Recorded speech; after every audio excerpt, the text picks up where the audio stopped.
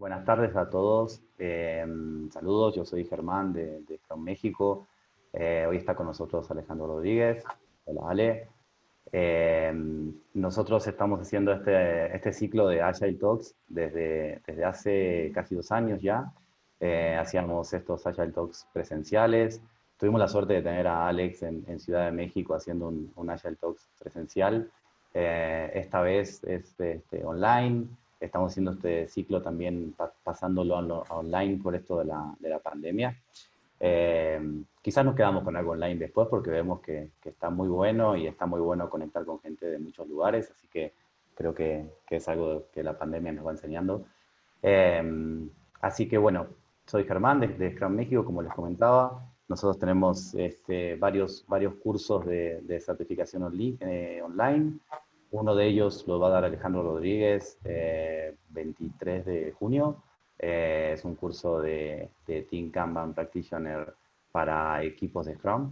Entonces estamos muy entusiasmados de tener ese curso tan específico por primera vez en México. Ha sido un curso de Kanban orientado a equipos de Scrum.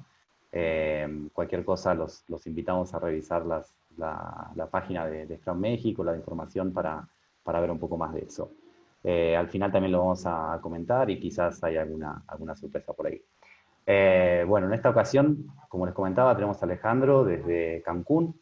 Alejandro es un Kanban lover, playa lover también, Sí, ex Chilango, ahora en Cancún. Entonces, Alejandro es un Enterprise Agile Coach, trabaja en Best Day todos los días haciendo agilidad, haciendo Scrum y haciendo muchísimo Kanban. Es un instructor certificado por la Kanban University y es un gusto para nosotros tenerlo otra vez en un Agile Talks y es un gusto que nos podamos unir virtualmente con él desde aquí. Así que, Alejandro, todo tuyo. Una observación nomás. Si tienen preguntas, si tienen dudas durante el webinar, porfa, las van anotando en la parte de Q&A en el Zoom o si no en el chat, pero mejor en el Q&A y al final vamos a dejar un espacio para preguntas. Así que eso es todo por mí. Ale, adelante. buenísimo. Simplemente para alinear expectativas, vamos a hablar de no estimates, este hashtag tan polémico que desde 2012 está por ahí circulando en redes sociales. Así es que, buckle up. Me encanta este slide. Realmente, si alguien sabe si esto lo dijo Nelson Mandela o no, por favor ahí escríbanos en el chat. Un amigo me dijo que no es un quote de él, pero bueno, a mí me encanta, ¿no? Porque nos abre el mindset, o por lo menos a mí me lo abrió muchos años. Yo nunca pierdo, o gano o aprendo, pero nunca pierdo. Entonces, esa es mi recomendación. Siempre que vayas a aprender algo, ve con ese mindset y seguro algo positivo saldrá. Espero que algo positivo también salga de esta plática. Y nada, pues vamos directo a la carnita, ¿no? Entonces, como ya les decía, desde 2012, Woody Zulli eh, publicó en redes sociales, específicamente en Twitter, algo relacionado como no estimates. Y de hecho, él escribió un paper en donde describe cuál es la experiencia que él tuvo con ese no estimates y voy a partir un poco de ahí. Una de las cosas que escribió él en su white paper, y me encanta porque él dice que las estimaciones no son entregables, pues está muy alineada y nosotros lo sabemos al manifiesto ágil, ¿no? A sus 12 principios y uno de ellos claramente dice, trabajo funcionando es la principal medida de progreso. Entonces algo debe tener cierto esto, ¿no? O sea, ¿nos interesa más estar estimando o nos interesa realmente entregar valor? Entonces voy a describir un poco muy resumidamente lo que este paper que escribió, ahí tienen la liga, se las podemos compartir más adelante, pero en pocas palabras, él primero describe a los players, quiénes estaban involucrados ahí, ¿no? Entonces, él describe a un jefe. Él lo describe, ojo, él no dice que está haciendo Scrum, él describe que esa persona era una combinación como de un product owner con un cliente o un usuario, así lo describe. Desafortunadamente no pude encontrar una imagen de Al con su disfraz de pollo, pero bueno, nos podemos empezar a dar una idea de quién es el jefe. Y luego tenemos a Woody, ¿no? Woody es esa persona que guía al equipo en el desarrollo de software y tenemos al resto del equipo, ¿no? Que él lo describe como todas las personas involucradas en este proyecto. ¿Cuál era el proyecto? Construir una hermosa aplicación interna que más adelante se puso en producción y empezaron a emerger por ahí también hermosos requerimientos y necesidades. Y lo que él sí describe muy puntualmente es que el equipo tenía toda la capacidad de hacer que esto sucediera. Tenía todo el conocimiento necesario para realizar el trabajo, ¿vale? Entonces, Woody también nos dice que el jefe, nunca había trabajado con esto de no estimates, pero pues él, Woody, era muy bueno, entonces él sí conocía de qué iba esto de no estimates, así es que tenía la capacidad de justamente ser ese gurú espiritual guía que iba a guiar al equipo en este rollo de no estimates, y él describe un documento de esos hermosos de requerimientos, ¿no? De esos que existían, no sé si todavía existan, espero que no, pero me tocó trabajar muchos años con ellos. Esos hermosos documentos que servían perfectamente ahí para, pues, sobre todo para cuando alguien venía a hacer auditorías, ¿no? Ahí todo el mundo tenía que tener su firma y ahí demostrábamos que habíamos hecho todo lo que dijimos que íbamos a hacer. Pero él describe, y ahí se me vino inmediatamente a mí en la mente a Forky, ¿no? I'm trash. Si él hubiera dependido, este documento no hubiese existido, pero bueno, ahí es donde estaban poniendo todas las necesidades, ¿vale? Ahora, ¿cómo trabajaba ese equipo? Él lo describe así. Día 1, había una enorme lista de necesidades que teníamos que atender. Evidentemente, el jefe las tenía. Entonces, el equipo lo que le pidió a ese jefe es, la garra, ¿no? ¿Sabes qué? Pues mira, elige algo pequeño que sea muy importante para ti y entonces nosotros nos vamos a enfocar en entregar ese pedazo de valor, ¿no? Entonces yo lo volví en la cabeza y dije, la garra. Ahí está la garra presente y foco, ¿no? Entonces, si alguien, en este caso el jefe, le pedía estimaciones a Woody le decía, mira, a ver, después revisamos las estimaciones, ¿qué te parece si mejor te entrego valor y vemos ese tema más adelante? O sea, yo me voy a enfocar, en lugar de estimar ese valor, te lo voy a proporcionar y así vamos avanzando. Y él describe en ese documento que eventualmente el manager o el jefe se dio y este equipo vivió feliz por siempre. De hecho, lo que describe en ese documento es que inicialmente esa misión que tenían estaba pronosticada inicialmente chorro de meses y que este equipo logró hacerlo, por lo menos allí dice el documento, que en un mes y un par de semanas prácticamente estaban del otro lado. Ahora, como sabemos, siempre en una historia de un villano, ¿no? Desafortunadamente, Sword quedaba ahí medio cojo, entonces Mr. Potato creo que lo representa un poco más. Y desde el otro lado de la cerca, ¿qué es lo que tenemos? Bueno, tenemos a la gente diciendo, bueno, los detractores de No Estimates dicen, pues mira, lo siento, hay muchos argumentos que dan sobre por qué sí debemos de estimar, pero uno de los principales es, pues mira, si tú no nos das una estimación, nosotros no podemos fondear el proyecto. Así es que, it is what it is. Eso es lo que dicen del otro lado de la cerca. Recuerda que siempre hay un villano y hay un héroe. Ahora bien, hablemos un poco de las estimaciones, ¿no? Y creo que podemos encerrarlas desde 3 puntos de vista. El primero, las estimaciones deterministas, y ahorita voy a hablar un poco más de ellas, pero seguramente ya las tienen ahí claramente en su cabeza. Es esta hermosa forma de estimar en donde creemos que podemos sacar una bola de cristal y prever el futuro. La otra es relativa, estimación relativa, y por último la probabilística, ¿vale? Entonces, como sabemos, el cuerpo de conocimiento que perfectamente describe cómo podemos estimar las cosas de forma de un punto de vista determinista es el PMBOK, ¿no? El PMBOK tiene un área de conocimiento, de hecho, enfocada directamente en la gestión del cronograma, y lo que describe es, mira, pues tú tratas de identificar cuáles son los entregables, elabora tu WS, después lista todas las actividades, identifica la secuencia, identifica cuáles son los recursos humanos y materiales que están involucrados, estima la duración, tienes técnicas de estimación de 3 puntos, análoga, PER, tienes ahí un chorro de herramientas y con base en eso sale un hermoso cronograma, ¿no? Esos hermosos cronogramas que difícilmente se cumplen, pero bueno, nos dan esa sensación de que realmente tenemos el control de las cosas. Entonces tenemos el PMBOK, ¿no? Ahora bien, el PMBOK en uno de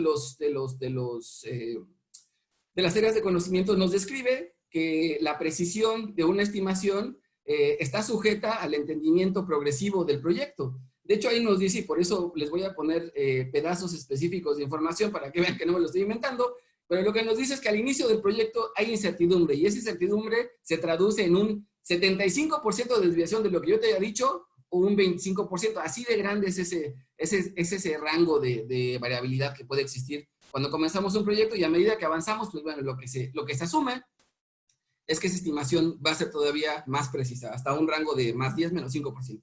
Eso es lo que nos dice el hermoso PMBOK, ¿vale? Ahora bien, Entremos un poco a lo que dice la guía de Scrum. La semana pasada, tratando de ayudar todo este rollo del COVID, estuve dando por ahí muchas sesiones de coaching, y una de las cosas que me llamó mucho la atención es que hay un entendimiento de Scrum como de diferentes fuentes, ¿no? Entonces, a mí me gusta irme realmente a la fuente directa y citarlo de la fuente directa porque creo que es el cuerpo de conocimiento a lo que nos tendríamos que referir. Y en este caso me estoy refiriendo a la guía de Scrum en su versión 2017, elaborada por Ken Schwaber y Jeff Sutherland, ¿no? O sea, no hay mejores ponentes que ellos para decirnos qué carajo es Scrum, ¿vale? Entonces, para tratar de generar cierto baseline de que es Scrum, todo el mundo entendemos hoy que es un framework. No es una metodología, es un framework. Es un framework creado para poder resolver problemas complejos y poder entregar valor de forma continua, ¿vale? Ahora bien, el framework de Scrum son roles, eventos, artefactos y reglas. Ojo, Scrum no tiene prácticas. Roles, sabemos que son 3. El Product Owner, el Scrum Master y el equipo de desarrollo, el Dev Team. Eventos, sabemos que son 4 contenidos en el sprint, sabemos que tenemos el sprint planning, sabemos que tenemos el hermoso daily, tenemos el sprint review, sprint retrospective, y todo eso funge en función de este contenedor que le llamamos sprint. Artefactos son 3, el product backlog, el sprint backlog y el incremento. Y luego tenemos reglas que Scrum describe a lo largo de este grupo de conocimiento donde nos dice, bueno, qué es lo que tiene que hacer un Product Owner, qué es lo que tiene que hacer un Scrum Master, qué es lo que tiene que hacer cada uno de esos eventos y demás. Pero no tiene prácticas, eso sí lo quiero dejar muy claro. Ahora bien, toda la teoría de Scrum está basada en el empirismo. Y el empirismo lo describe Scrum perfectamente y nos dice que es aprender con base en la experiencia, tomar decisiones con base en lo que conocemos. Ojo, quédense eso muy grabado. Ese es el empirismo. Y Scrum, la teoría de Scrum, está basada en el empirismo, ¿vale? Ahora bien, hagamos un poco de deep dive porque estamos hablando de estimaciones y vamos a lo que tiene que ver con el sprint planning. Y en el sprint planning, la guía de Scrum describe claramente que tenemos que tener la capacidad de responder 2 preguntas. ¿Cuáles son ellas? La primera, ¿qué es lo que podemos entregar en este sprint? Y ojo, el equipo de desarrollo, el Dev Team, que debe estar constituido idealmente de 3 o 9 personas, es responsable de proveer un pronóstico de qué es lo que podemos entregar. El Product Owner discute cuál es el objetivo del sprint, el sprint goal, y todo el equipo tiene que tener un entendimiento de qué es lo que vamos a elaborar en el sprint. Eso es lo que tenemos que resolver como pregunta número 1 en un sprint plan. Ahora bien, tópico número 2, ¿cómo hacemos que eso suceda? Bueno, se eligen parte del ítem del Product Backlog y los elementos elegidos más un plan para poderlo entregar es a lo que le vamos a llamar el sprint backlog. Entonces ya tenemos muy claro que es el equipo de desarrollo y ¿por qué no? Pues ellos son los responsables de que las cosas sucedan. No es el Product Owner y mucho menos es el Scrum Master. Es el equipo de desarrollo responsable de hacer el forecast de qué es lo que podemos entregar. Ahora hagamos un deep dive todavía mayor en la segunda pregunta. Y aquí lo que quiero dejar muy claro es que la guía Scrum describe que el equipo de desarrollo generalmente debe diseñar un sistema. Ojo, diseñar un sistema sobre el cual vamos a tratar de convertir el trabajo en incrementos del producto, ¿vale? Este trabajo puede variar de tamaño, puede variar de esfuerzo, y generalmente, y aquí lo dice la guía Scrum muy clara, no tenemos que desglosar todo el trabajo en el sprint planning. Con que desglosemos trabajo suficiente para que el equipo comience, o descompongamos trabajo suficiente para que el equipo pueda comenzar a trabajar, es más que suficiente. Ahora bien, al finalizar el sprint planning, el equipo de desarrollo debería tener la capacidad de explicarle al Product Owner y al Scrum Master que, como un equipo autoorganizado, cómo vamos a lograr ese incremento del producto. Entonces, ojo, si se dan cuenta, el equipo de desarrollo tiene mucho que decir, pero a veces, desafortunadamente, allá afuera, utilizamos otro tipo de cosas, ¿no? No les damos ese poder de autoorganizarse y de hacer que las cosas sucedan. Ahora, dijimos que había 3 artefactos, ¿no? Entonces el Product Backlog lo conocemos bastante bien, es esta lista de todas las necesidades del producto que nunca termina, responsabilidad del Product Owner, solamente tiene que haber un Product Backlog, eso es lo que describe la guía Scrum, y ojo aquí, el equipo de desarrollo, donde describe la guía Scrum, es responsable de realizar todas las estimaciones. Eso es lo que dice la guía, ¿vale?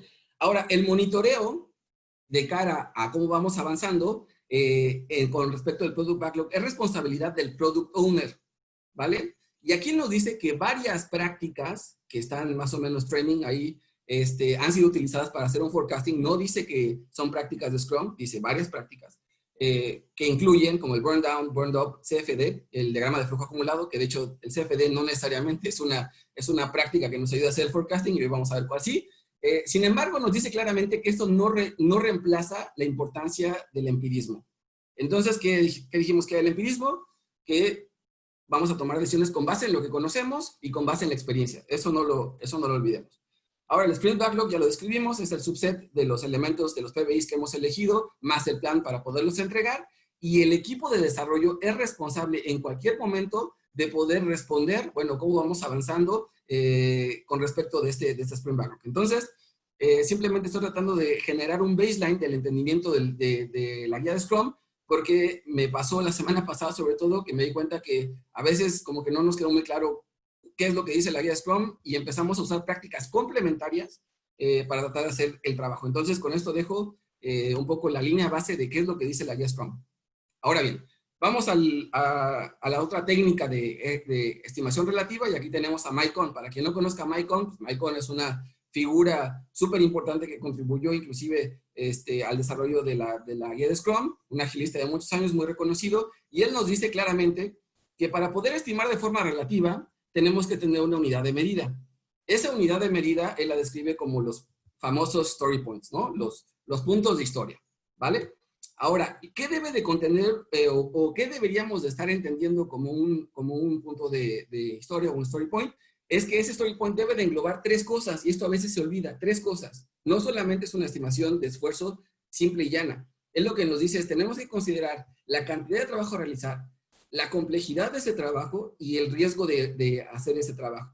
Entonces, con base en eso, podemos utilizar técnicas de estimación relativa, que seguramente ustedes conocen bastante bien, Poker Planning, en donde utilizamos una serie de Fibonacci modificada para tratar justo de comparar de forma relativa con respecto de, tengo un ítem aquí que yo creo que tal vez es un punto de esfuerzo, y ya entendimos que un punto de historia tiene que englobar estos tres elementos, relativo a ese componente que estamos estimando, entonces tal vez veo que esto es 2 veces más esfuerzo. Ahora, esfuerzo incluye trabajo por hacer, complejidad y riesgo. Esa es la técnica básicamente de estimación relativa. Ahora, lo que nos dice Mike Cohn es que este tipo de estimación relativa es más precisa, y yo voy a poner este predicamento ahorita a ver si es cierto, ¿no? Pero es lo que dice Mike Cohn, y dice que la velocidad es volátil y que por lo menos necesitamos 5 sprints para poder tener data suficiente. Entonces, vamos un poco entendiendo que de alguna forma nos está diciendo que necesitas data, ¿no? Y la data que necesitas está basada en el empirismo. Perdón. Ahora, yo encontré durante mis múltiples años siendo Scrum Master, busqué diferentes formas de calcular la velocidad. Hay mucha literatura en ese sentido y no me quiero meter en un hoyo negro porque hay quien defiende una forma y quien defiende otra, pero vámonos a la simple, ¿no? Velocidad en la secundaria nos la definieron como distancia sobre tiempo, y lo que generalmente hacíamos, o por lo menos yo hacía, era entender cuántos story points hemos entregado en un lapso de 5 sprints, y con eso podemos empezar a entender cuál es el velocity que tiene ese equipo, ¿vale? Ahora, insisto, esto es totalmente debatible, no está basado, no hay un cuerpo de conocimiento que claramente nos diga cómo tiene que ser calculado el velocity, pero generalmente es una práctica que nosotros utilizamos. Entonces, ¿qué sabemos hasta ahorita? Lo que sabemos es el que manifiesto ágil dice software funcionando. Es la principal medida de progreso. Sabemos que no estimates nos dice haz en lugar de estimar. De hecho, también nos dice que hagas slice and dicing. Por eso se refiere a un pequeño pedazo de software, y después dice dale foco. Ahora, by the way, foco es uno de los valores de Scrum, ¿no? Bien. Ahora nos dice, o qué sabemos hasta ahorita, el negocio puede ser, sí te puede estar requiriendo una estimación para poder continuar fondeando tu proyecto. Ya sabemos desde el punto de vista determinista que cuando comenzamos a estimar algo, seguramente podemos desviarnos hasta un 75%, que by the way es mucho, pero eso es lo que realmente pasa en la vida real. Scrum no tiene prácticas, hay prácticas complementarias, y qué bueno que no tenga prácticas porque así podemos experimentar diferentes formas de hacer las cosas. Entonces no nos ata, pero no tiene prácticas. La estimación preferida de Scrum es basada en lo que sabemos. El Product Owner es responsable de hacer el forecast del backlog del producto. El Dev Team es responsable de hacer el forecast del Sprint Backlog y de proveer las estimaciones. Los Story Points es igual a esfuerzo. Ya definimos que esfuerzo es la cantidad de trabajo, riesgo y complejidad asociada. Lo que nos dice Mike Cohn es que estima de forma relativa en lugar de absoluta. Dice que los Story Points son precisos y que la velocidad es volátil. Hay muchas definiciones ahí afuera, ninguna realmente que a mí me convenzca como para citarla como la única fuente de la verdad, así es que seguramente tú tendrás la definición de velocidad en otro sentido. Hay muchas definiciones allá afuera. Ahora bien, lo que yo quiero compartirles es que tu mejor amigo en este momento debería de ser el método Kanban. ¿Y por qué debería ser el método Kanban? Y antes de hablar del método Kanban, sí quiero ser muy específico en esto. Mucho de lo que dice el método de Kanban University, evidentemente viene del Lean, pero se usa de forma diferente. Es decir, por ejemplo, en nuestro contexto, en la industria del conocimiento, cuando hablamos de Kanban, que podemos entender que Kanban es una señal o una tarjeta, como tal, como palabra, no nos referimos al proceso Lean de, en mi proceso tengo que mirar al upstream de ese flujo para solicitar que me reabastezcan algo. No es la tarjeta. Nada más lo quiero dejar muy claro porque en otros webinars luego me dicen, no, Alejandro, es que Kanban es la tarjeta. Sí, el Lean. El método que yo les voy a compartir el día de hoy está basado en la Universidad de Kanban, es el método Kanban. Entonces, hay una diferencia muy importante entre la palabra Kanban y el método Kanban. ¿Ok? Entonces, ¿qué es el método Kanban, Alejandro? Bueno, el método Kanban es un conjunto de valores, principios y prácticas que puedes aplicar a procesos existentes. Evidentemente, utiliza tableros para poder entender el trabajo y el flujo que éste sigue con el objetivo de balancear ese sistema, la capacidad versus la demanda, porque esto en el mundo físico lo entendemos bastante bien. Desafortunadamente, en la industria del conocimiento somos muy malos haciéndolo, porque queremos entregar valor de forma predecible a un ritmo sostenible. Eso es lo que queremos lograr. Al final, no nada más tener un board Kanban por tener un board Kanban.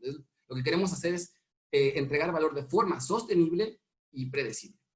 Ahora vámonos directo a las prácticas. El método Kanban tiene que ver mucho con principios. De hecho, tenemos 3 principios de gestión de cambio y tenemos 3 principios para la entrega de servicios. Desafortunadamente, el tiempo no me da y la vida no me da ahorita para explicarle esos 6 principios que para mí son más importantes que las prácticas, pero ya sé que nos encantan las prácticas, Alejandro, y bueno, ya me dijiste que Kanban nos puede ayudar. ¿Cómo nos puede ayudar? Bueno, entonces, primera práctica, visualización. Y aquí es donde se tiene un mito y lo voy a intentar matar, ¿no? Es el mito de que Kanban hace cascada o waterfall. Entendamos qué es waterfall. Waterfall era antes tener todos esos pedazos de trabajo y hasta que no los he terminado de analizar, entonces los paso a desarrollo. Hasta que no los he terminado de desarrollar, los paso a UAT y así subsecuentemente, es decir, los batches de información que transitaban entre cada una de las fases eran muy grandes. Entonces lo que ocurría es que el trabajo se estanca y eso es lo que nos llevaba a entregar valor, evidentemente, en periodos de tiempo muy largo. Entonces aquí, cada una de las unidades de trabajo, lo que intentamos hacer, igual que nos dice Woody, es que sean lo más pequeñas posibles para poderla llevar a un ambiente productivo lo más pronto posible para poder aprender de esa unidad de trabajo. Entonces, primero tenemos que entender cómo fluye esa unidad, ese Product Backlog Item en un contexto de Scrum a través de tu proceso. Porque no porque tengamos un círculo en el Scrum, quiere decir que el trabajo fluye en ese sentido. Seguramente tienes un proceso que estás siguiendo para hacer que las cosas sucedan. Entonces, primer paso, definir cuál es ese flujo de trabajo y sobre todo, muy importante, entender cuál es el punto de compromiso y cuándo se considera ese trabajo terminado. Esos 2 aspectos son súper importantes poderlos entender. Ahora bien, limitar la cantidad de trabajo en progreso. Desafortunadamente, el otro día estuve en un webinar donde estaban hablando de Kanban y no sé por qué carajo dijeron que el WIP Limit es una unidad de medida, porque obviamente no. El WIP Limit es un habilitador de colaboración y de foco. Otra vez, foco no es un valor de Scrum. Bueno, entonces, si ya les dije que en la industria del conocimiento somos malos tratando de entender cuál es la capacidad de un sistema, lo que generalmente hacemos es excederlo. Y cuando ese sistema está excedido, las cosas demoran más tiempo. Hay un estudio de Harvard Business Review que nos dice claramente que cuando una persona hace multiswitching, su desempeño puede bajar entre un 40 y un 50% debido a ese cambio constante de contexto. Entonces, ¿qué podemos comenzar a hacer con ese proceso que tú ya sabes cuál es el proceso que tú sigues? Establecer algo que se llama ConWIP o un Constant WIP Limit a través de todo el sistema. Yo, francamente, si estás en una etapa inicial de Kanban, no te recomiendo establecer WIP Limits por cada una de las fases. Es muy complicado que al inicio entiendas realmente cuál es la capacidad de análisis, cuál es la capacidad de desarrollo, cuál es la capacidad de UAT. Es bien complicado. Been there, done that. Ya cometí ese error. Entonces, ¿qué si les sugiero? Genera una hipótesis. Por ejemplo, en este caso, nosotros teníamos 6 personas en el equipo, no queríamos que estuvieran haciendo context switching, entonces establecimos un ConWIP de 7 y con base en eso generamos una hipótesis de saber si esa es realmente la capacidad del sistema o no, luego medir y improve and evolve, mejorar a través de una mejora continua, ¿no? Entonces ahí está específicamente cómo puedes empezar a limitar la cantidad de trabajo en progreso. Ahora, el trabajo no se mueve solo, hay que gestionar el flujo de ese trabajo. ¿Y esto cómo lo podemos hacer? Entonces, hoy en Scrum ya tenemos un evento que claramente se describe como el Daily Stand-Up, ¿no? Ese daily durante 15 minutos, en el mismo lugar, el equipo de desarrollo, esto es bien importante, no es el Scrum Master, no es el Product Owner, es el equipo de desarrollo el que se reúne para tratar justamente de entender con base en el goal del sprint qué es lo que podemos entregar. Y después la guía de Scrum no sugiere seguir las 3 preguntas de ¿qué hice ayer para poder lograr el goal del sprint? ¿Qué voy a hacer hoy para poder lograr el goal del sprint? Y si tengo algún impedimento. A mí, francamente, esta forma de trabajo no me va muy bien, porque he visto a lo largo de los años de experiencia que tengo que te convierte en un zombie, ¿no? Llegas todos los días al daily a decir exactamente lo mismo, y si hay un cuate parado al final que todavía no ha participado, pierde foco en la reunión. ¿Cómo lo hacemos esto en Kanban? Bueno, si ya tenemos visualizado el trabajo en progreso, el equipo se organiza justamente para tratar de entender cómo podemos avanzar de cara a ese goal del sprint. Entonces, si tenemos 6 personas involucradas en este proceso, pues una de ellas puede decir, pues mira, yo voy a ir a hablar con el equipo con el que tengo dependencia para poder liberar algo a producción. Otro cuate a lo mejor va a decir, pues mira, yo me enfoco en terminar las pruebas de aceptación con el usuario final. Los otros 3 desarrolladores a lo mejor ahí se autoorganizan para seguir avanzando en estos PBIs. Y otro dice, pues bueno, yo sigo avanzando en la fase de análisis. Entonces, es el equipo el que se organiza con el foco de entregar. Esto se lee en Kanban de derecha a izquierda. ¿Por qué de derecha a izquierda? Porque lo que queremos es tratar de entregar valor lo más pronto posible. Otra vez nos vamos al manifiesto ágil, ¿no? Working software. Eso es lo que queremos. Entonces, en función de eso nos tendríamos que estar organizando. Ahora, la guía de Scrum lo dice muy claro. Es responsabilidad del equipo determinar la práctica que quieran seguir para poder conducir su daily. ¿Ok? ¿Cuál es el valor que yo veo que le puede sacar tu equipo Scrum inmediatamente al seguir este tipo de prácticas con Kanban? Es que en Kanban tenemos una métrica que para mí es el golden metric, es el aging, el envejecimiento. Entonces, sin que tú tengas mucho contexto de lo que está ocurriendo aquí, sabemos que tenemos análisis, desarrollo, pruebas y algo que está listo para desplegar, e inmediatamente te llama la atención los colores. ¿Qué es lo que dicen esos colores? Bueno, el color verde te dice que el 50% de todo lo que ha pasado por ese proceso ha tenido ese ritmo. Lo que está de color amarillo te dice que el 85% de las cosas que han pasado por ahí tiene ese ritmo, y lo que está en rojo prácticamente te dice que está fuera del ritmo. Entonces ya inicialmente tú y yo podemos hacer un daily hoy y hacernos preguntas muy clave, como por ejemplo, ese puntito que está en blanco quiere decir que no se ha movido en los últimos 3 días y está envejeciendo fuera de ritmo. Tenemos otros 2 ítems justamente ahí en el proceso que están demorando más y todo eso está listo para ser entregado. Entonces, la pregunta que nos haríamos en el daily es, ¿qué hacemos para poder entregar ese valor? Eso es lo que yo me estaría preguntando si fuera parte de ese equipo Scrum. Después ya nos podemos autoorganizar en cómo seguimos avanzando con lo que está atrás, pero claramente ya el aging te da, es un detonante de preguntas clave en un daily stand-up, ¿vale? Después nos vamos con políticas explícitas. Políticas explícitas a mí me encanta porque si tú le preguntas hoy a un desarrollador qué significa que ha terminado, y me ha pasado muchas veces, te dan respuestas como, bueno, hemos terminado si ya hicimos el merge a la rama main. O si no, mira, no, ya hemos terminado cuando lo hemos desplegado a un ambiente productivo, a un ambiente de pruebas. No, o sea, hay un chorro de definiciones sobre qué significa terminado. No hablo de definition of done, hablo de terminado de una de las fases. Entonces, políticas explícitas tienen que ver con justamente que el equipo se autoorganice en tratar de decirle claramente al resto del equipo cómo trabajamos.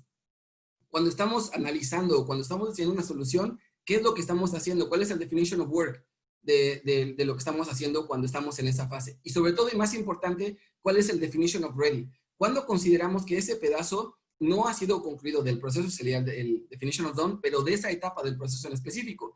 Y entonces, Daniel Vacanti tiene una frase que me encanta, ¿no? Porque él dice que las políticas deben de modelar tus datos y los datos deben de modelar tus políticas. Entonces, si tú introduces una política y esa política le afecta a tu ecosistema, inmediatamente las métricas de Kanban lo van a ver reflejado y eso te va a obligar otra vez a cambiar tus políticas. Entonces, si hablamos de mejora continua, que es un Scrum, es Inspect and Adapt, pues ahí lo tenemos, ¿no? Otra vez Kanban, tu mejor amigo, para poder entender cómo es que el equipo se autoorganiza, porque al final es lo que queremos lograr. Y afortunadamente en Kanban no tenemos mucho debate en las métricas. Están muy claras y lo único que tenemos que hacer es aplicarlas. Y una de ellas, y la más sencilla, es cycle time. Ahora, hay un debate aquí en nuestra comunidad de si le deberíamos llamar lead time, local lead time, customer lead time, cycle time. Realmente el nombre para mí es lo de menos. Tú llámale el tiempo que te toma entregar algo. Lo único que tienes que tener muy claro es cuándo comenzaste y cuándo terminaste ese trabajo de acuerdo a tu sistema. Recuerden, es muy importante definir el punto de entrada al sistema, cuándo estamos comprometidos a entregar algo y cuándo eso ha salido del sistema. Ahora, a mí no me gusta mucho, francamente, que me digan cómo funciona la teoría. Yo prefiero experimentar las cosas y después sacar una conclusión. Como buen ingeniero dices, bueno, que eso es lo que se dice, ahora realmente funciona. Entonces yo en el 2017 estaba en un lugar muy raro. Estaba en un lugar muy raro porque había ya cambiado de rol de ser y de servirle al imperio. Lo siento, muchachos, sí, yo confieso que le serví al imperio durante muchos años como project manager. Ya salí del closet. Después migré hacia un rol de Scrum Master y después migré hacia un rol de Agile Coach. Entonces, el experimento que hicimos en el 2017 fue hacer algo que se llama como un pod. Ahora, me estás preguntando, ¿qué carajo es un pod, Alejandro? Bueno, un pod es lo mismo que un equipo o lo mismo que un squad. Es un grupo de personas enfocadas en entregar valor. Nosotros estábamos en un lugar muy raro en el 2017 porque habíamos intentado implementar prácticas de Scrum y hacíamos gestión de proyectos tradicional y estábamos intentando introducir Kanban. Entonces estábamos en un lugar muy raro. Ahora, creo que ustedes me entienden. No sé cuántas empresas realmente trabajan de forma purista y digan, no, si el equipo de Scrum sigue todas las leyes y todo lo que dice el cuerpo de conocimiento y si no te vas al infierno de Scrum. Realmente creo que allá afuera pasan cosas muy raras, ¿no? Bueno, nosotros estábamos en un lugar muy raro en el 2017 y este pod estaba enfocado justamente en entregar un proyecto.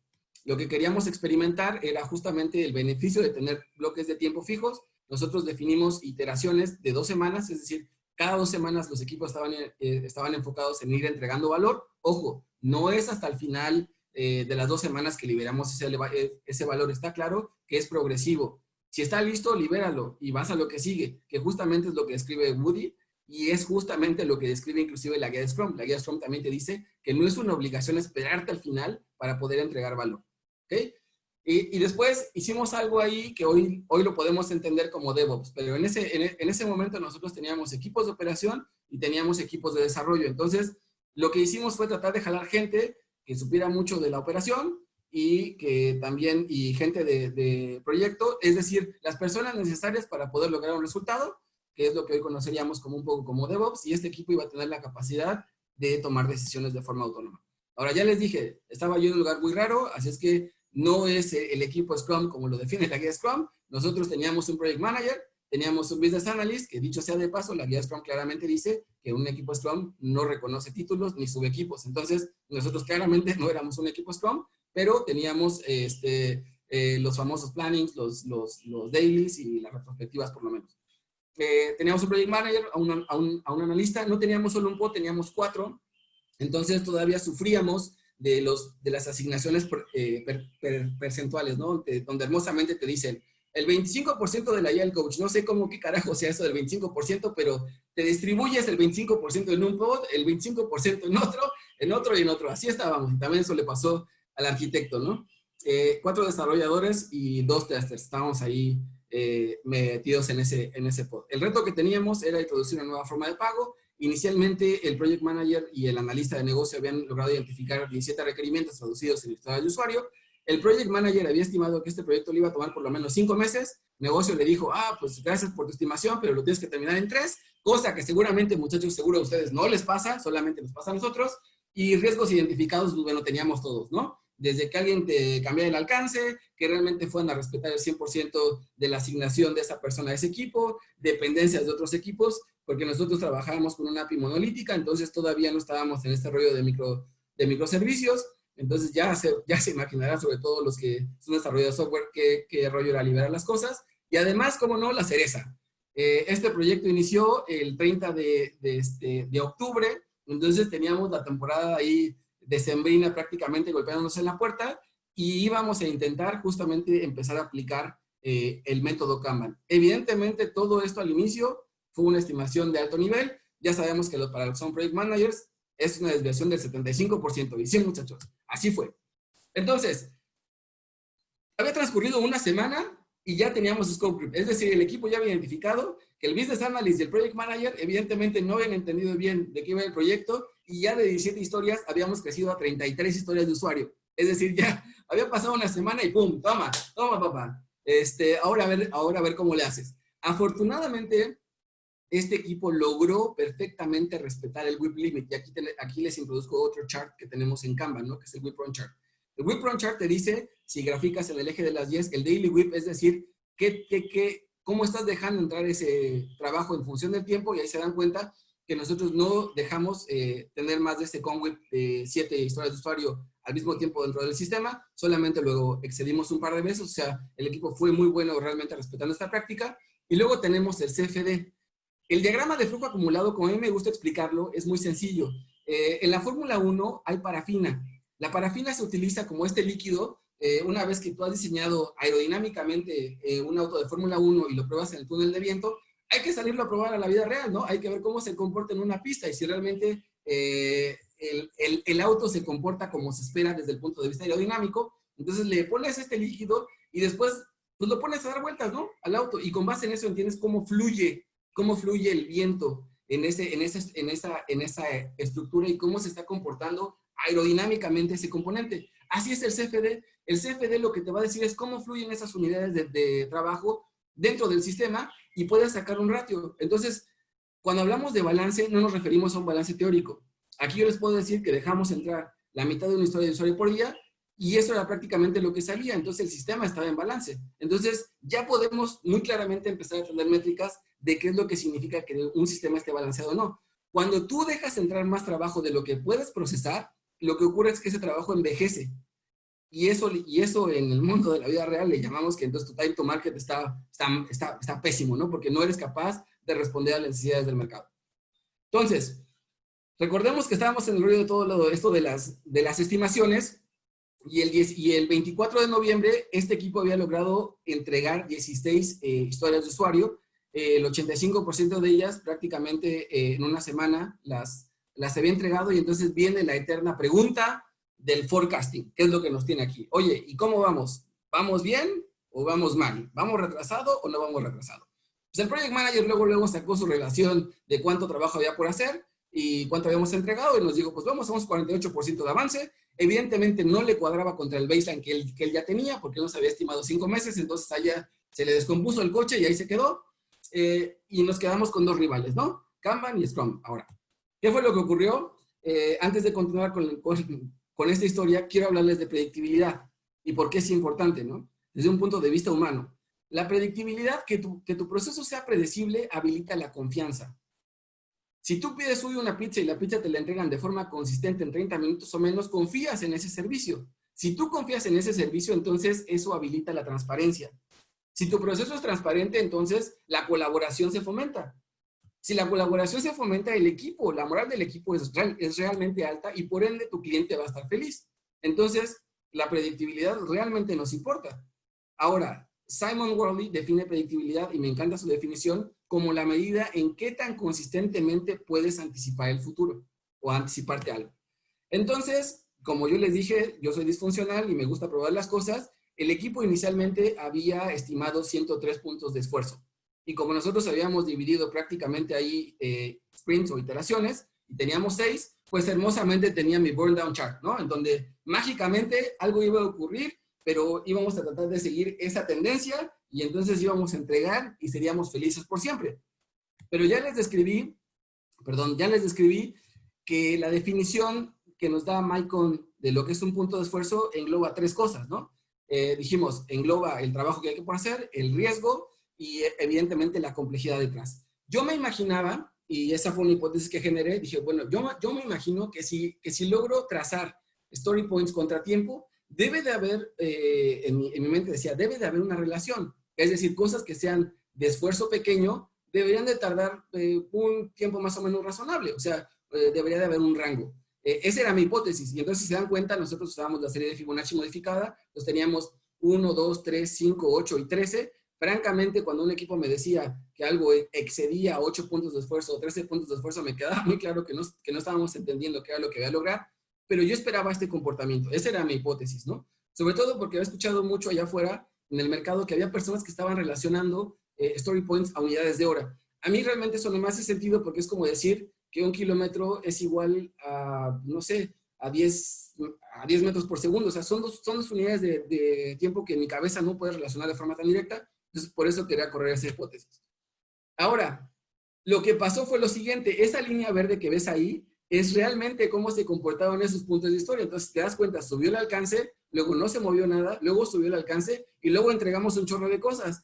Que seguro hay muchos Scrum Masters que están muy familiarizados con esta tendencia, porque es cuando el equipo se da cuenta de que va a acabar la declaración o el sprint, entonces hay que entregar y ahí por eso ves ese burn down, cómo se quema. Ahora, pues como hice mi forecast, en mi pobre entendimiento de lo que era velocidad, pues dije, bueno, han transcurrido N cantidad de días y hemos entregado N cantidad de puntos de esfuerzo, entonces traté de hacer mi estimación. Ahora, aquí nada más comentario al margen. Yo en este momento estaba súper reticente de estimaciones probabilísticas. ¿Por qué? Porque yo había tomado el curso de MyCon, de puntos de esfuerzo. Entonces, pues, Kanban no, en ese momento lo que yo pensaba es Kanban no considera el esfuerzo. En cambio, yo sí lo estoy considerando a través de los puntos de esfuerzo. Y bueno, hice mi forecast. Evidentemente, con respecto de la expectativa que yo había trazado al inicio, ya estaba muerto. Y lo que ocurrió realmente fue esto. Entonces te das cuenta, no había ningún patrón de coincidencia entre el forecast de los puntos de esfuerzo versus el rundown inicial versus lo que yo había proyectado. O sea, era realmente un desastre. Y la revelación que tuve, y por esa razón yo en lo personal no uso ya más puntos de esfuerzo, es porque si te das cuenta, hay cosas que el equipo entendió que eran 13 veces más complejas que otra estimación que teníamos por ahí, y realmente no les tomó tanto tiempo, ¿no? Como por ejemplo aquí, se dan cuenta, tenemos un chorro de puntos que realmente salieron muy rápidos. Entonces me vas a decir, no, Alejandro, lo que pasa es que tu equipo no sabía estimar. Bueno, yo creo que en general nadie sabe estimar. Así es que si tu equipo hoy perfectamente funciona con puntos de esfuerzo y es predecible y es capaz de anticipar, no le muevas. Pero si estás teniendo el mismo problema que yo, algo tienes que cambiar en tu ecosistema, ¿vale? Entonces, yéndonos hacia adelante, afortunadamente logré conocer a un buen mentor mío, Daniel Bacanti. Él tiene 2 libros muy buenos sobre estimaciones probabilísticas que les recomiendo ampliamente que lo lean. Actionable Agile Metrics for Predictability es el primero y When Will It Be Done es el segundo. Realmente les recomiendo que lean esto, es oro molido. Y bueno, traté de tomar ese conocimiento para tratar de pronosticar probabilísticamente qué era lo que iba a ocurrir.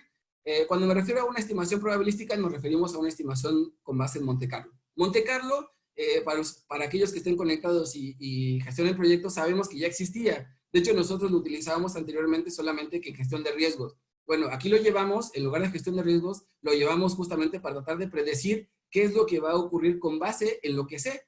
Que dicho sea de paso, ¿no es eso empirismo?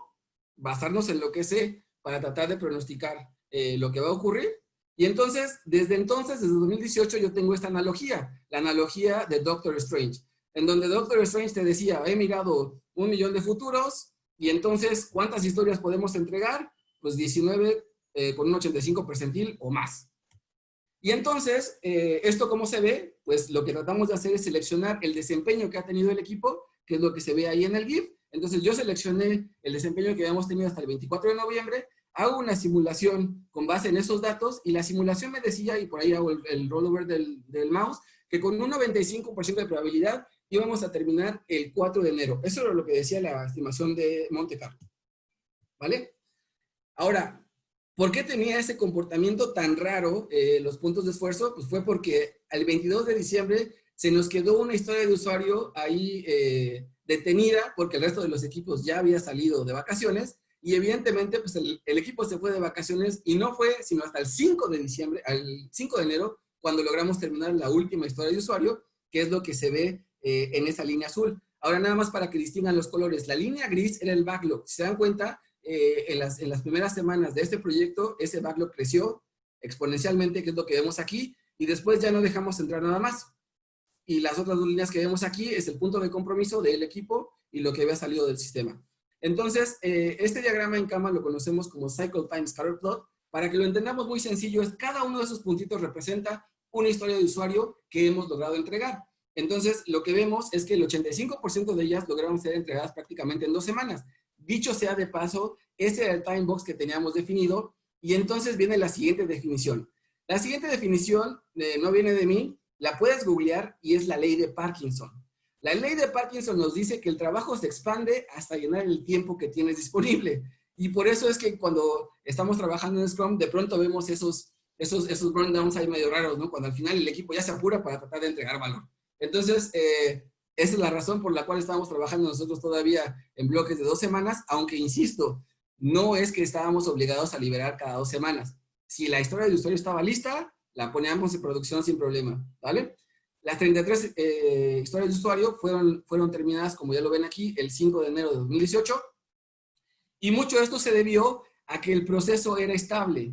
Entonces, ¿eso cómo lo puedes ver? Lo puedes ver perfectamente a través del histograma. El 85% de las cosas que hicimos las logramos entregar en 9 días o menos. Los outliers que ves ahí de 7 días y el otro 18 días se debieron justamente a las dependencias que teníamos con equipos de otras áreas para poder desplegar componentes. Entonces, si quieres entender realmente la predictibilidad otra vez, Kanban te da todas las herramientas para entender qué tan predecible es tu sistema.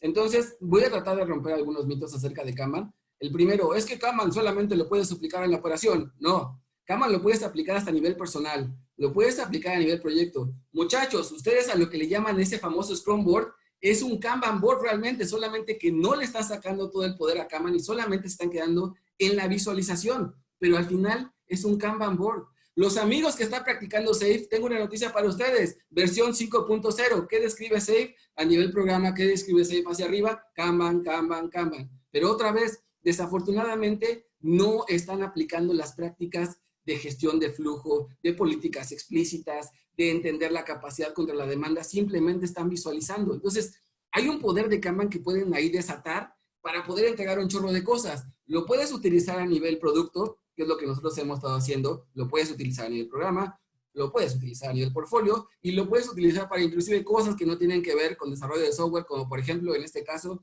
nosotros lo empleamos para poder atraer talento. Lo hemos usado en marketing, lo hemos usado en finanzas, lo hemos usado en equipos de SAP, porque tenemos un principio y el principio es comienza con lo que estás haciendo ahora, no mañana, no pasado, hoy. ¿Qué es lo que hoy haces? Entendamos qué es lo que está cuál es la motivación de cambio que tenemos en ese sistema para poder evolucionar de forma colaborativa, no solamente el Agile Coach diciendo qué es lo que tiene que hacer, sino entendiendo cuál es el dolor del ecosistema, ¿vale? Entonces, ya para resumir todo esto todo este viaje cómico, mágico, musical, lo primero, para tratar de concluir, el Agile Manifesto, Working Software, yo estoy totalmente de acuerdo con esto. La principal medida de progreso tendría que ser software funcionando. Totalmente de acuerdo. No estimates, do instead of estimate, totalmente de acuerdo. Entonces ya les di, Kanban te puede ayudar a hacer esas estimaciones y te olvidas de estar estimando. Te basas en lo que has sido capaz de hacer y ¡pum! Te enfocas en entregar. Con esas respuestas te las puedes dar al negocio de forma probabilística. Nosotros en la comunidad de Kanban nos movimos de los SLAs, los famosos Service Level Agreements, a SLEs, Service Level Expectations.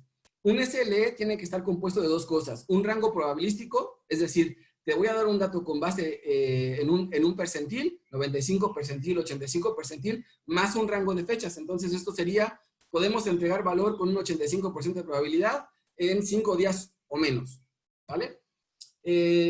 Sí, esto se cumplió. El Project Manager había estimado 5 meses, realmente nos tardamos prácticamente 2 y cachito, así que se cumplió. Qué bueno que Scrum no tenga prácticas porque eso nos permite poder experimentar y aprender de diferentes formas. Scrum prefiere el empiricismo, nosotros también nos basamos en lo que hemos sido capaces de hacer, es empirismo prácticamente. Product Owner, puedes utilizar el forecasting a nivel feature, si es lo que tienes ahí, y el equipo puede estar pronosticando a nivel historia de usuario. Entonces, ambos pueden utilizar Monte Carlo para poder hacer sus forecasting correspondientes sin ningún problema. Eso depende de las unidades de trabajo que tengas definidas en tu ecosistema. Con respecto de los puntos de esfuerzo, lo único que yo rescato de todo eso es que cuando estás empezando a madurar, sobre todo tus técnicas de slice and dicing, a lo mejor los story points los puedes utilizar para tratar de entender si lo que estás entregando es demasiado grande y hagas slice and dicing, que finalmente es lo que dice el movimiento de no estimates, para tratar justamente de poner cada una de sus unidades de valor lo más pronto en producción y sobre todo las conversaciones que se desatan. Francamente, en mi punto de vista, todo lo que tenga que ver con predictibilidad y puntos de esfuerzo, yo totalmente lo deseché desde el 2017. Ahora insisto, si esto te funciona a ti, no le muevas. Si eres predecible con puntos de esfuerzo, bien por ti. Yo no estoy de acuerdo con que los puntos de esfuerzo sean realmente precisos, por lo que ya les expliqué. La velocidad es volátil, sí. La velocidad es volátil si no entiendes cómo haces las cosas, si no entiendes tu proceso y si no entiendes realmente qué es lo que está ocurriendo ahí, ¿no? Entonces, si realmente entiendes lo que está ocurriendo ahí y Kanban es tu mejor amigo, no hay volatilidad. Lo que hay son áreas de oportunidad, cosas que podemos mejorar en tu proceso. Sí, hay muchas definiciones de velocidad, seguramente tú tengas una. Afortunadamente en Kanban no tenemos debate en eso. Las métricas están muy claras y muy definidas. Y Kanban es tu mejor amigo. Entonces, no importa lo que estés haciendo, sigue estas prácticas y comienza a entregar valor. Entonces, lecciones aprendidas que por lo menos yo me llevé en el 2017 es: todo el mundo tiene un plan hasta que ese plan te pegue en la cara. Fue lo que me ocurrió a mí. Yo estaba muy reticente de cambiar mi mindset y yo decía puntos de esfuerzo, y bueno, Kanban me probó otra cosa. El principio de Kanban de comienza con lo que estás haciendo hoy es súper poderoso. Mucha gente confunde esto con que es que Kanban no tiene roles definidos. No, lo que pasa es que nosotros sabemos que cada vez que tú cambias un rol en tu organización, vas a detonar resistencia. Dile a un arquitecto de software que tiene 10 años de experiencia, que ya no tiene ese badge de arquitecto, dile a un project manager que ya no es project manager, lo único que vas a convertir es a una persona reticente, y esa resistencia genera que justamente no logremos permear la agilidad. Entonces, no es que no tengamos roles, lo que pasa es que entendemos que cada que tú cambias un rol en una organización, detonas resistencia. Y si no está el liderazgo adecuado, pues ese ecosistema prácticamente perece. Si no mides, no puedes mejorar. Y Kanban tiene un set de herramientas que te permiten hacer esto de forma muy clara, sin tanta ambigüedad de definiciones de que si el velocity era el que yo les mostré o no le da igual. O sea, Kanban tiene muy claras todas esas métricas. Y como se dan cuenta, muchachos, Kanban es el mejor amigo de Scrum. Entonces, ya quitemos ese mito de que es Scrum o es Kanban. No, o sea, pueden llevarse bien. De hecho, puedes sacarle un chorro de poder. Si hoy estás siendo exitoso haciendo Scrum, ahora imagínate lo que podrías hacer si puedes introducir estas prácticas. Vas a otro nivel, ¿vale? Entonces, hasta aquí la historia. Espero que no se hayan dormido. Fue ahí más o menos bastante bien. Germán, de vuelta al estudio. Perfecto, muchas gracias, Alex, muchas gracias. Wow, un montón de información, un montón de insights ahí. Hay que ir procesándolos, pero muy, muy bueno, la verdad. Aquí preguntaba Aldo Mánica si la conferencia iba a quedar grabada. Sí va a quedar grabada, la vamos a subir al canal de YouTube de Scrum México, entonces la puedes buscar ahí, Aldo y los demás. Creo que fue mucha información, muchas cosas, entonces igual y también pueden ir a buscarla los que quieran y repasarla, revisarla. Ha dado muchos tips, y estaría bueno para los que quieren pueden revisarlo nuevamente. Por ejemplo, hay alguien aquí que pregunta lo de los libros, si podíamos poner de vuelta lo de los libros, ahí claro, para que lo les suene podemos un poco. poner, y también igual y pueden ir a la grabación cuando quede, entonces ahí pueden ver los libros que recomendó Alex, ahí están, bueno, Y sigan perfecto. a este Dan Bacanti, la verdad es que es un crack. Genial. También preguntaba por aquí Octavio de dónde se podían descargar las guías de Scrum, y Javier le respondió de scrumguys.org, así que ya esa la podemos dar por una pregunta respondida. Alex preguntaba, Lilith, ¿cuántas horas extras le invirtieron? Entiendo del proyecto que estabas contándonos, ¿no? No sé si recuerdas eso. ¿Horas de esfuerzo? ¿Cuántas horas O- extra le invirtieron? Igual, Lilith, si puedes reformular tu pregunta con un poquito más de Sí, porque de hecho detalle. lo entregamos antes. O sea, el Project Manager había estimado 5 meses, el Top Management lo recortó a 3. esas hermosas, no, 5 es mucho tiempo, te doy 3. A veces pasa, a veces pasa. Take it or leave it. Y realmente lo logramos entregar en 2 meses y cachito. O sea, prácticamente fue de octubre al 5 de diciembre. Ese fue el tiempo que nos tomó, realmente. Muy Entregar. bien, muy bien, muy bien. Preguntaban también sobre el WIP limit, si se podría modificar el WIP limit para más o para menos con el ¿Sí? mismo equipo, considerando que se puede perder un integrante del equipo, o lo contrario, se puede tener un equipo más maduro. ¿Qué ¿Sí? tenemos para El, decir ahí? el WIP Limit es una política explícita. Entonces ya les dije, y de hecho eso lo dice Anel Bacanti, ¿no? Tus políticas modelan tus datos y los datos modelan tus políticas. Entonces, si el equipo está recibiendo más de lo que puede entregar, eso se va a ver reflejado en el cycle time. Te vas a tardar más en entregar valor. Entonces, ahí tienes el indicador de que ese sistema tiene que evolucionar la política explícita. Y luego tienen que formular una hipótesis y método científico. Determinas una hipótesis, cómo la mides, observación, ejecutas, le das tiempo, funcionó o no funcionó, y improve and evolve. Perfecto. También Abraham pregunta con qué herramientas estabas trabajando cuando nos mostrabas los gráficos, ¿no? Siempre eso impresiona mucho. Me acuerdo cuando lo hiciste aquí en México que también. Sí, es una herramienta que les recomiendo muchísimo. Se llama Actionable Agile. Evidentemente es de Daniel Vacanti. A mí me cambió la vida ya en campo, porque prácticamente esto se puede conectar a Azure DevOps, se puede conectar a Jira, se puede conectar a Trello, o inclusive si tienes una hoja de Excel así literal, donde estás trazando tu proceso, puedes utilizar eso como fuente de datos para tratar de llevarlo a esta herramienta. Está buenísima. Actionable Agile, totalmente recomendable. Perfecto. ¿Y el cálculo de Monte Carlo también lo hiciste con ese, con Actionable Agile? Y de hecho, si quieren, aquí les hago una demo en vivo. Prácticamente lo que haces es, puedes estimar de dos formas, ¿no? Puedes estimar cuánto, o sea, cuánto podemos entregar, por ejemplo, en los próximos 30 días. Entonces aquí seleccionas el estado de tu sistema más, el que sea más actual, y después prácticamente aquí le dices durante cuánto tiempo, o sea, quieres que haga una estimación. Si tienes sprint de 30 días, pues haces de 30 días. Si tienes sprint de 3 semanas, o sea, aquí modificas el periodo de tiempo y después prácticamente haces la simulación e inclusive aquí te puede dar un calendario, ¿no? Esta es una versión beta, pero prácticamente aquí ya te puedo decir lo que dicen las Spice Girls. Tell me what you want, what you really, really want. Entonces, este equipo va a ser capaz de entregar 13 historias de usuario en los próximos 30 días. Así es que mejor dime cuáles son las 13 próximas cosas que quieres. Ahora, la siguiente pregunta que te hace el top management es ¿cuándo? Entonces, puedes hacer exactamente la misma técnica, lo único es que ahora le tienes que dar cuántos elementos tienes en el Product Backlog. Vamos a pensar que tengo 40 elementos en el Product Backlog, haces exactamente lo mismo y aquí se genera el calendario y te dice, pues mira, con un 70 percentil, el 17 de agosto de 2020. Entonces puedes responder las dos preguntas, puedes responder cuándo y cuánto. Bien, perfecto. Eso lo preguntaba Manuel, digamos, sobre la herramienta que es usado para Monte Carlo, así que ahí está la respuesta extendida, Manuel.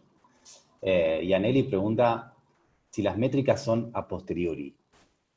Sí, tenemos dos tipos de métricas. Tenemos lagging indicators y leading indicators. Los lagging indicators es, por ejemplo, el cycle time es una información lagging, es decir, esto es lo que ya ocurrió.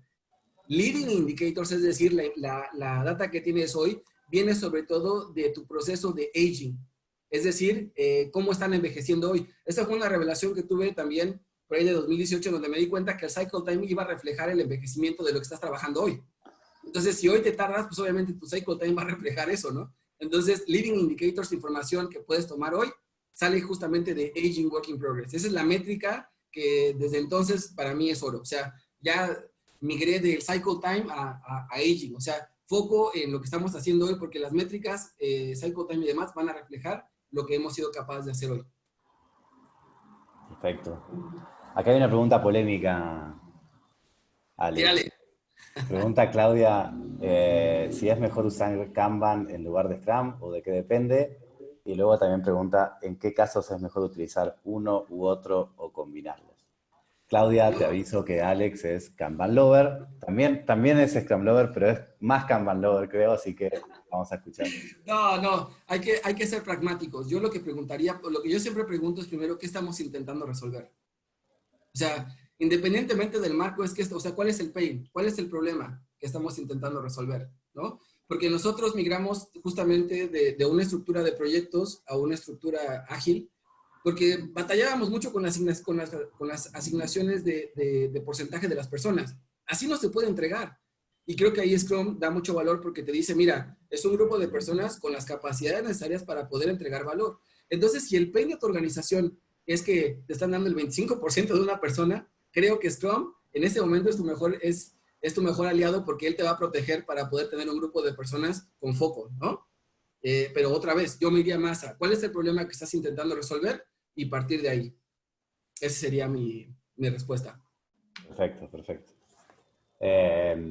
Gustavo también pregunta qué bibliografía o sitios web en qué bibliografía o sitio web puede consultar información sobre Kanban? Uy, hay mucha. En Kanban University, por ejemplo, ahí hay casos de estudio que tú puedes consultar. Nosotros justo vamos a hablar de nuestro caso de estudio en Enterprise Everywhere justamente en junio, pero ahí tienes hay un chorro de casos de estudio de todo lo que ha hecho la comunidad. Kanban University existe desde el 2006, por ahí más o menos, 2004, 2006, y hay un chorro de casos de estudio de diferentes industrias donde han aplicado Kanban, son gratis, los puedes descargar. Ahí tienes un chorro de conocimiento a tu disposición. Y los libros, ¿no? El libro azul de David Anderson, los dos que te acabo de dar de Daniel Vacanti, Klaus Leopold es otro crack en la comunidad de Kanban que también tienen que seguir, pero esas son las referencias que les puedo dar. Perfecto. Manuel pregunta si el tamaño de las historias es similar o se hace un breakdown de historias para que existan tareas similares. Sí, ese es todo un debate que no tiene que ver con Kanban o Scrum o nada, ¿no? Yo estoy migrando al right sizing. O sea, right sizing no quiere decir que tenga que ser el mismo tamaño, tiene que ser del tamaño adecuado, ¿no? Es decir, ¿qué podemos entregar en un periodo de tiempo muy corto? Y ahí hay técnicas como Invest, ¿no? O sea, que te ayudan a entender cómo puedes hacer slice and dicing de una historia de usuario para tratar de entender si esa historia de usuario no es demasiado grande, ¿no? Pero eso realmente no tiene que ver ni con Kanban ni con Scrum, son prácticas emergentes. Lo que nosotros hacemos es Invest, o sea, que la historia de usuario sea Invest, independiente, negociable, con un valor estimable, testeable, y después, con base en la data histórica que ya tenemos, hemos aprendido a tener el right size, el tamaño adecuado. No quiere decir que sea más compleja o menos compleja, es el tamaño adecuado. Bien, perfecto. Acá, ¿qué más tenemos? Ando muy acelerado. Alejandro pide que te quiten el café porque andas acelerado. Creo que te estresaste mucho con el tiempo, que habíamos dicho 1 hora y entonces le metiste acelerador. La ley de Parkinson, el trabajo se expande hasta el tiempo disponible. Pero bueno, lo vamos a subir a YouTube. Sí, en YouTube pueden hacer la reproducción al 75% y ahí pueden ir un poco más lento. Yo hago eso con AMLO, le pongo el 150 para que se vaya más rápido. Exacto. Piden poner de nuevo los libros que recomendaste, Alex, si quieres ir buscando ese slide también. Preguntan sobre los libros también.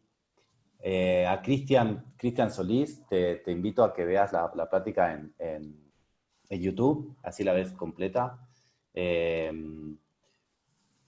Pregunta Liliana si todos los elementos gráficos que mostraste son de Kanban. Sí. ¿Sí? O sea, se refiere, supongo, al Kanban board que les presenté aquí, ¿estos? Uh-huh. Sí, de hecho, esto es lo que nosotros hacemos. Este es un board que tenemos. Nosotros migramos a organizaciones de producto. O sea, nosotros hacemos producto ahora. Ya no proyectos, sino somos una organización de producto. Y ese es un equipo enfocado justamente en lo que ustedes conocen como bestday.com.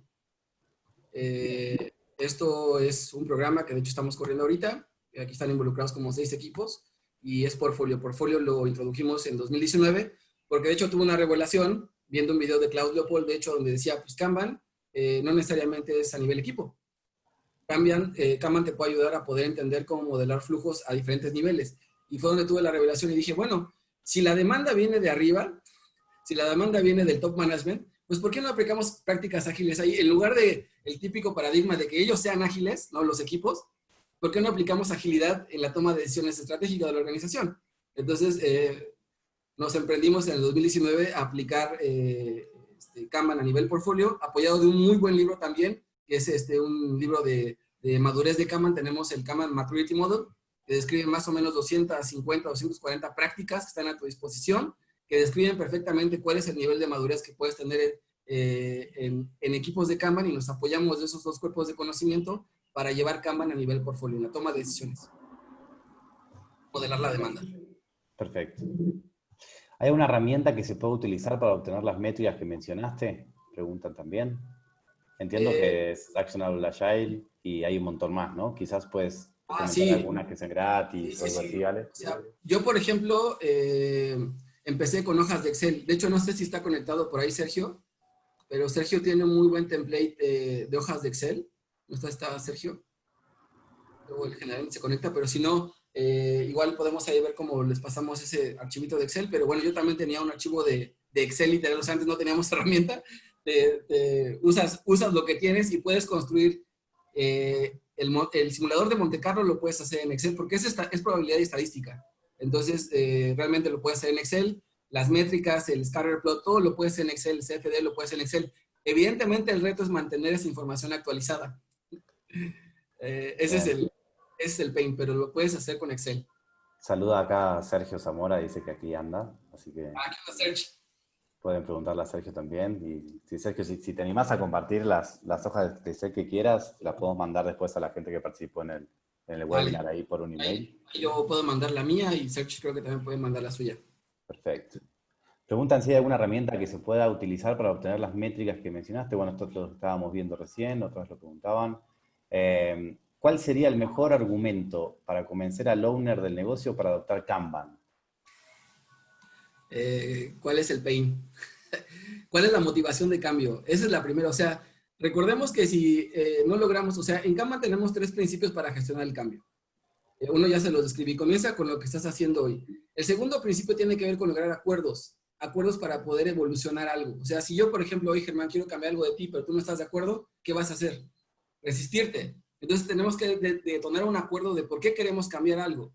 Si no hay una necesidad de cambio, entonces las prácticas se deprecan. Eso es lo que ocurre. Entonces yo siempre parto de entender el pain. Después del pain, entonces abrir un poco la mente y generar un experimento, una hipótesis, que fue para nosotros el pod.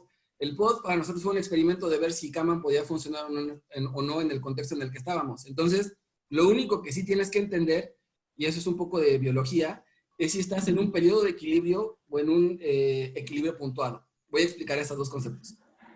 Periodo de equilibrio es como estábamos antes. Todas las organizaciones estaban acostumbradas a trabajar de una forma y entonces si tú quieres insertar cambio en un periodo de equilibrio es difícil. ¿Por qué? Porque te vas a ver como un outsider, como un elemento externo. Entonces, ¿qué pasa, Germán? Si, por ejemplo, tú quieres introducir una nueva moda y el resto del ecosistema tiene una moda diferente, te van a segregar, te van a decir, estás loco, vas a tener que ir a encontrar a otra banda de amigos porque con nosotros no va, ¿vale? Es periodo de equilibrio. ¿Qué nos pasó con el COVID?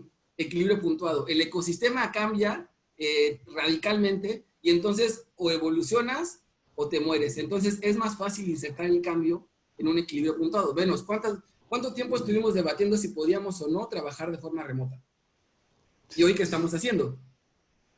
Trabajar de forma remota lo mejor que se puede. O es remoto, entonces sí se puede. Entonces, lo que yo le recomendaría primero es entender si tu organización está en un periodo de equilibrio o equilibrio puntuado, primero para saber si es fácil o no insertar el cambio y luego encontrar esa motivación. ¿Por qué queremos cambiar? ¿Qué es lo que queremos cambiar? ¿Cuál es el problema? Y a partir de eso, generar un acuerdo para detonar una hipótesis, un experimento. Entonces, en nuestro caso, el pod, como estábamos en un periodo de equilibrio, teníamos que segregar a ese equipo del ecosistema porque si no la PMO lo iba a comer. Se lo iba a comer. Entonces, por eso generamos este pod y lo aislamos, para darle los elementos de éxito, para probar si realmente funcionaba o no funcionaba. Esa es mi respuesta como coach. Espero que les sirva. Perfecto, muy bueno. Linda pregunta, igual y no estoy entendiendo bien la pregunta, pero si algo así como qué práctica consideramos para que un equipo nuevo pueda funcionar bien y si creemos que se puede estimar sin que se conozca bien el problema. A ver, ¿puedes volver a repetir la pregunta? ¿Qué práctica consideramos para que un equipo nuevo pueda funcionar bien? Entiendo que son las primeras prácticas para que un equipo nuevo pueda funcionar bien. Y creo que está relacionado con un equipo nuevo, cómo se puede estimar sin que se conozca bien el problema, o si creemos que se puede estimar sin que se conozca bien el problema. Es que... muy general.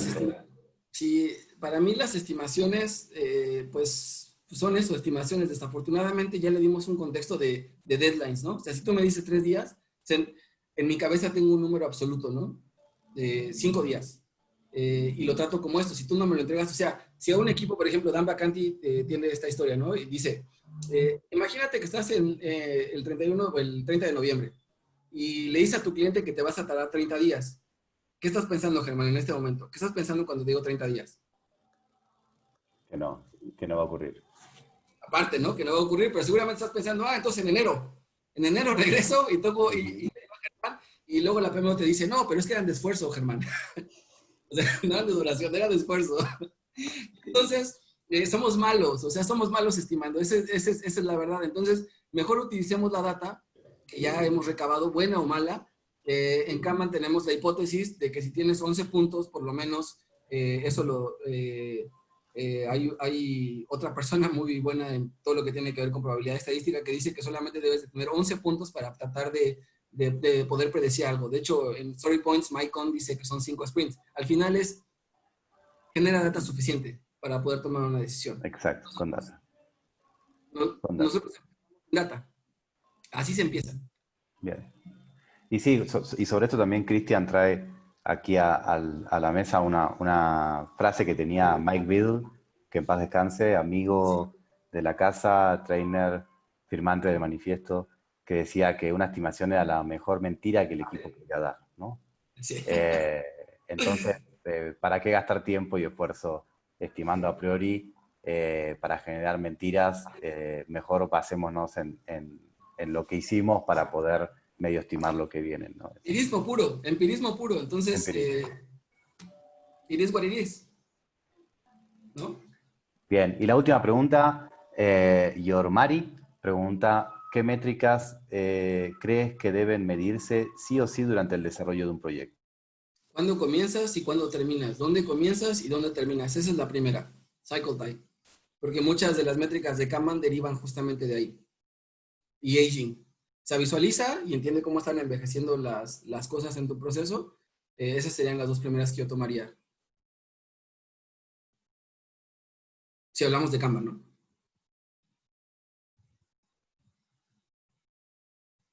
Hoy me quedé colgado yo o se quedó colgado Germán.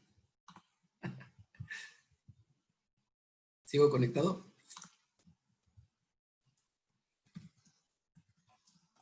¿Sigo aquí? ¿Yo sí sigo aquí? ¿O Germano? Ahí está. Estás en mute. Estás muteado, amigo. Algo pasó y creo que el internet me jugó una mala pasada y tuve una pequeña desconexión, pero aquí estamos. Dale. No sé si la última pregunta, sí, ya la tenemos, Ale.